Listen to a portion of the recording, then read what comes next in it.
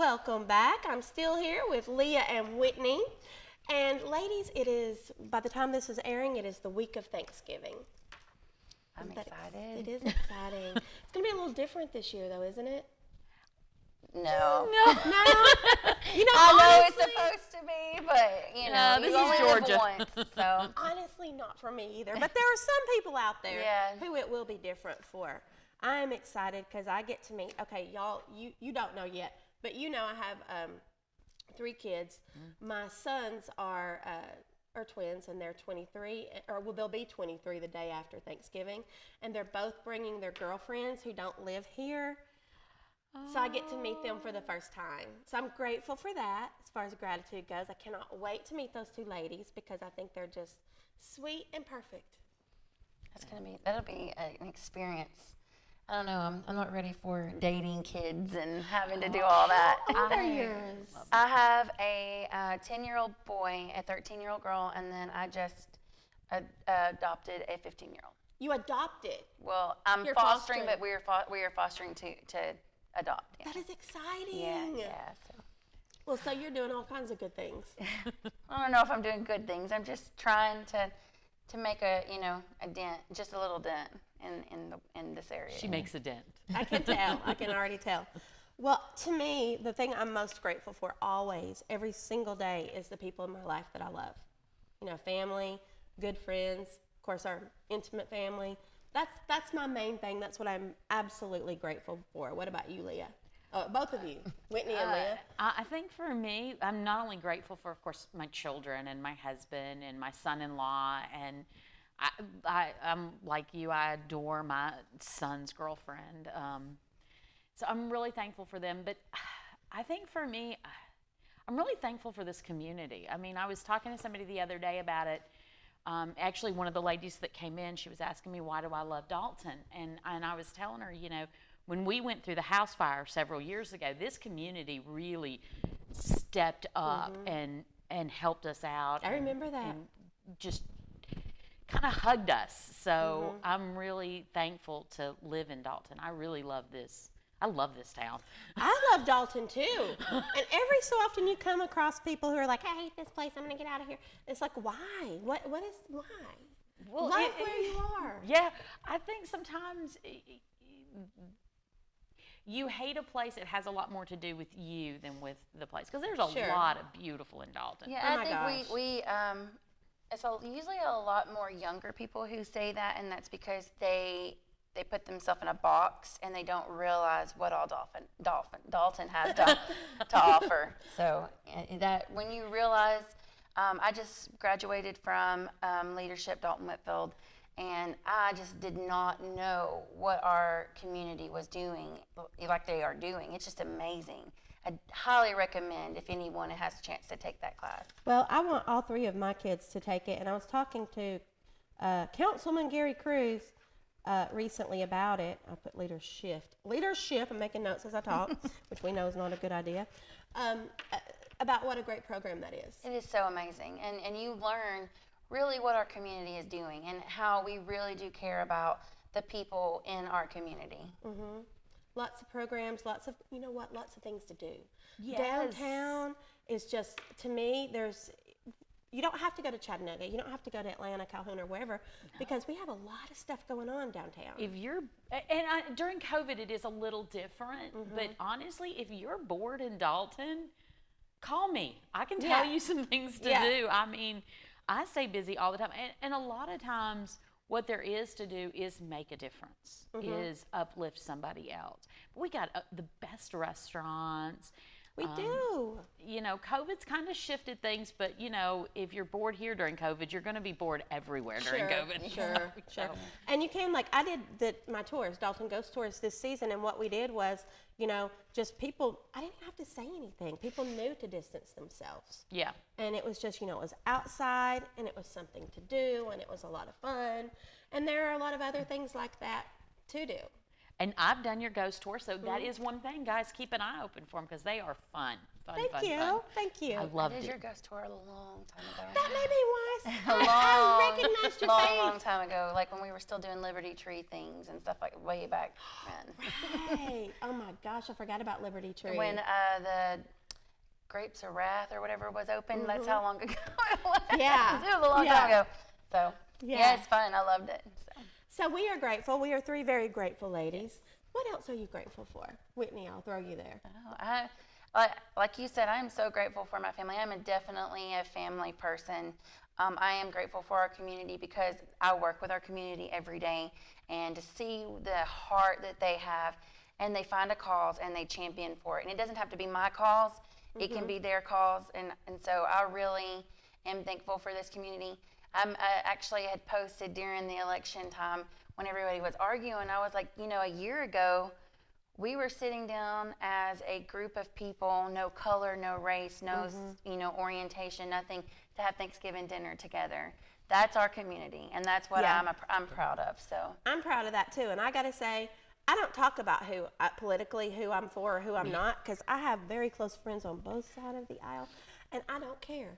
It does not matter to me what you are, your political affiliations. It's just like, I don't let myself get all wound up about that, because it is what it is. We just have to do the best that we personally can do. I think if we strive to make our community better individually and working with people one-on-one, politics doesn't matter at the end of the day. It doesn't change. It doesn't change your community. You change your community by what you do. And seeing things like Gather and people coming into the Crisis Center to make Thanksgiving dinner, stuff like that, that ignites something in you to want to do better. It ignites you to want to make change. I love that. I love it. Well, we'll be right back.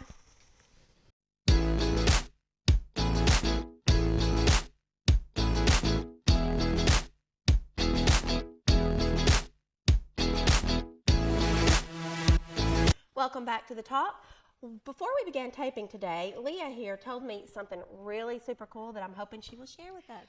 Okay, so I work at Studio 312, like I said earlier, and I work with a wonderful hairstylist called Molly Hollander, and her husband Noah was doing some work at a house on Hardwick Circle, and they found some old letters from over 50 years ago. Love letters written by Ted Smith to his then girlfriend, Barbara Lockridge. We know that Ted and Barbara ended up married. Ted was going to Georgia Tech at the time. Barbara was at Georgia Women's College, which is in Milledgeville, which is now Georgia College and State University. We know that they lived in Dalton for a time. He's an architect, and that they are down in Florida right now, living in Florida, but we can't find where. We can't find an address, and we can't find a phone number for them. So Molly really wants to reunite these love letters with this couple who have been married for a very long time. Wow. So we're hoping that somebody out there might maybe know how to get in touch with Ted Smith or Barbara Lockridge Smith so that we can get these letters. And we've actually done their entire family tree. I have family pictures of their parents. I know who these people are now. You're invested. I'm invested in getting these letters back to the couple. And there were letters that were written in 1950 to a Miss Guy Pitts, which turns out was Barbara's grandmother. I'm really hoping we find it. I'm hoping so too. Yeah. So listen, if there's someone out here who know these people, how can they get in touch with you? You can actually go ahead and text me on my business line or call me at 706-449-4091. And I'll get them in touch with Molly so that we can get those letters back to this family. Because, how cool would it be if somebody came back and gave you love letters from years and years? I don't know. I'll tell you, it would embarrass me because back in the day before the texting and stuff, there was a whole lot of letter writing, and you fold them all these special ways and stuff. I'm talking about the school, not for mail. But I actually do have some of the ones that from my husband, my ex-husband, and it's like we were in high school, and it's like I would be so embarrassed. These are so sweet, though. They're just, I really think, because, yes, we have read them. Were there any kind of embarrassing No, there was nothing embarrassing. It was very nice, Yeah, we had such a respect for how because it's letters that he wrote to her. Okay. Such a respect for how So beautiful he wrote to her. And it was funny because he wrote long letters, and towards the end it starts getting sloppy and hard to read. Because it's like that he's getting tired or whatever. But we do know he grew up to be an architect. Oh, cool. So I've learned a lot about him, but we can't find them, and we're really desperate to Oh, we find must find them. We absolutely must find them. We'll put stuff out on Facebook and the whole deal. Where is Facebook for older people now is what I'm told, but Instagram too. Yeah, I'm writing an Instagram post. I was doing that before the show, writing an Instagram post because I tagged Georgia Tech. They went to Dalton High School in 1961. I have yearbook pictures of them at Dalton High School in 1961. So I know that both Ted and Barbara lived in Dalton, Georgia. That is so when they were in high school. So they were high school sweethearts. Got to get these letters back to them. Oh, I love that. So what's your hashtag? How can we hashtag, or how can people find you on Instagram? I am everywhere. All you've got to do is Google Hartline Hair. It's HARTLINE HAIR. I almost forgot to spell hair. But I'm Hartline Hair. I'm everywhere.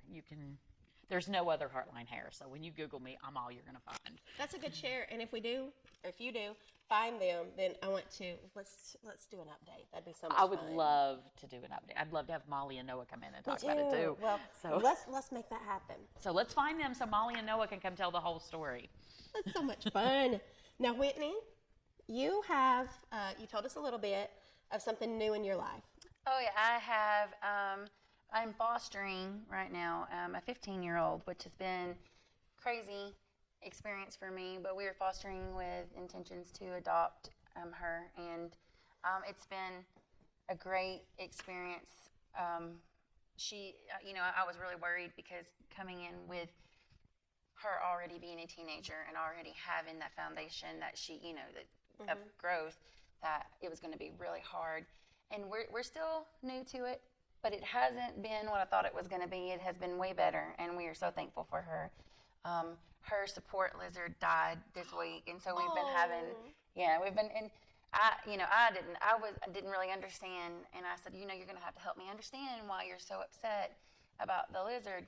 And she told me that during her foster experiences and her other homes, that was her best friend. And so that broke my heart. So now I'm on the hunt to find her a new lizard. Hey, do you have a dog? I don't have a dog. Do you want a dog? Because we've got so many dogs. Well, she wants a dog, but I don't know. It depends how big the dog is. Oh, let's talk, because we got a stable of dogs. My Steve is a rescue. Well, I am too, but he is like hardcore rescue. So if you want to meet some of them, you have an invitation. Oh, I might take you up on that. Awesome. Well, I want to share something, and with you ladies too. I got 2 minutes, so I'm going to wrap it up as quick as I can. I'm opening a shop.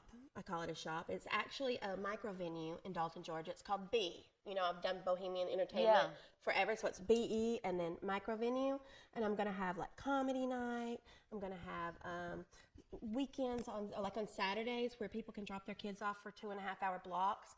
And for example, for the Christmas season, I have 2 elf helpers, and they will take 6 children apiece. It's totally safe environment. Everyone's checked, distanced, and watched very thoroughly. We're going to watch some Rudolph. We're going to make ornaments. We're going to have reindeer games and snacks, and it's just going to be a lot of fun. It's a place that can be rented. It has a cool Key West vibe, and I'm just excited because I've always, and you kind of know, I've always done events and that sort of thing. But this is just like a small, intimate little place that people can go and watch some good comedy. Other things like that. So when does it open? Well, I'm hoping that it will open on Black Friday with the kid workshops for Friday and Saturday. So if anyone is interested in learning more about that, call me at 706, 809-0518, and I'll tell you about how you can get your kid in there. Sounds fun. That sounds like a good idea. Yeah. And it sounds great at the holiday time. Sometimes people need a little place to rent to put families. Yeah. We'll talk more about that. But y'all, it has been so much fun to chat with you and learn what you're doing in your lives. It was fun. It was fun. Yes. So thank you for having me. Thank you for coming. And everyone else, come back next week for more fun on the Talk with Connie. Thank you.